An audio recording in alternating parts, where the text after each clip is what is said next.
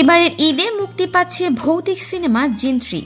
রহস্য, ভয়ের আবহ আর অতিপ্রাকৃত অভিজ্ঞতার মোড়া এই সিনেমার শুটিং হয়েছে বেশ কিছু গা ছমছমে লোকেশনে। সিনেমার অন্যতম অভিনেত্রী নুসরাত ফারিয়া জানালেন, শুটিং করতে গিয়ে কিভাবে তাদের ভেতরে একটা অজানা শঙ্কা কাজ করত।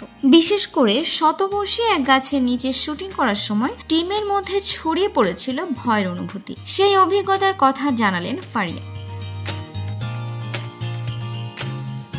যখন শুটিং এ যেতাম তখন মনের ভেতরে একটা ভয় থাকতো, যে কোনো কিছু হতে পারে। আমরা শুটিং করেছি একটি বড় গাছের নিচে, গাছটা 100 বছরের পুরনো। সেখানে অপমৃত্যুর ঘটনাও আছে, কেউ গলায় ফাঁস দিয়ে মারা গেছেন, পাশেই শ্মশান আছে। আমার টিমের বিশেষ করে হেয়ার স্টাইলিশ, মেকআপ ম্যান, তারা আমাকে নিয়ে ভীষণ চিন্তিত ছিল। শুটিং এ যাওয়ার আগে তারা রীতিমতো দোয়া পড়ে ফু দিয়ে দিত। কামিজের ওড়নার নিচে একটা রসুন দিয়ে রাখতাম বা কিছু একটা দিয়ে রাখতাম, যেন কোনো ধরনের খারাপ কিছু না হয়। প্রসঙ্গত এই সিনেমায় অভিনয় করেছেন নুসরাত ফারিয়া ও আব্দুল নূর সজল। সিনেমাটি পরিচালনায় আছেন কামরুজ্জামান রোমান। সুমন নামের একটি ছেলেকে নিয়ে সিনেমার গল্প।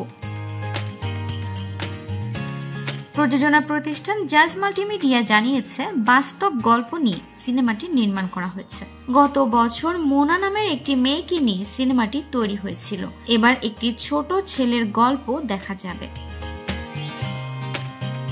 সো ভিউয়ার্স, ভিডিওটি ভালো লাগলে লাইক, কমেন্ট, শেয়ার করে আমাদের সাথে থাকবেন। আর এখনো যারা চ্যানেলটি সাবস্ক্রাইব করেননি তারা অবশ্যই চ্যানেলটি সাবস্ক্রাইব করবেন। কথা এন্টারটেইনমেন্ট, আমি আরফিন ফারাহ।